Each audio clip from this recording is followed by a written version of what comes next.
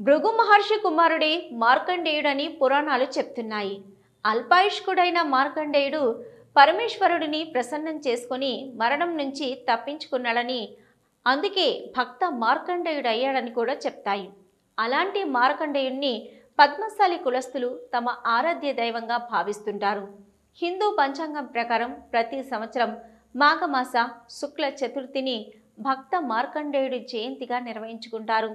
నేడు మార్కండేయుడు జయంతిని పురస్కరించుకొని ఉమ్మడి జిల్లా వ్యాప్తంగా పద్మశాలి కులస్తులు ఆయన జయంతి వేడుకలను పండగ వాతావరణంలో నిర్వహించుకున్నారు.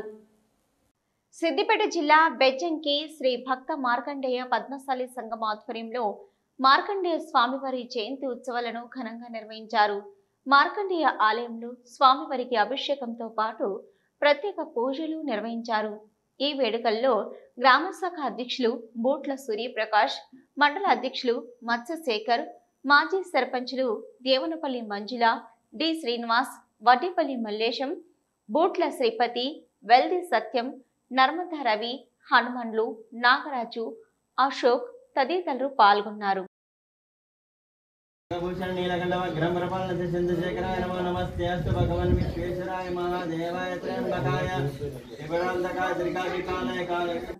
రాజన్న సిరిసిల్ల జిల్లా ముస్తాబాద్ పద్మశాలి సంఘం ఆధ్వర్యంలో మార్కండేయ స్వామి జయంతి వేడుకలను ఘనంగా నిర్వహించారు.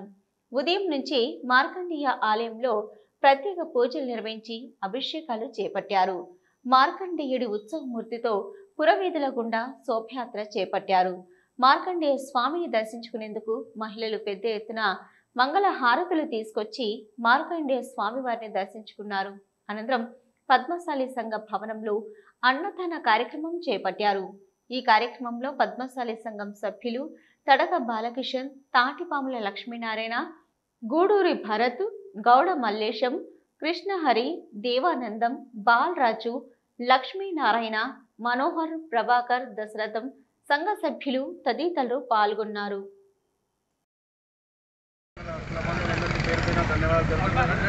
శ్రీ మార్కండేయ పద్మశాలి ఆరాధనమైనటువంటి ముస్తాబాద్ మండల కేంద్రంలో పద్మశాలి సేవా సంఘం ఆధ్వర్యంలో ముస్తాబాద్ మండల కేంద్రంలో పెద్ద ఎత్తున పురవీధులగుండా పద్మశాలి సేవా సంఘం ఆడపడుచులు మరియు మా మిత్రులందరితో శోభాయాత్రతో బయలుదేరడం జరిగింది.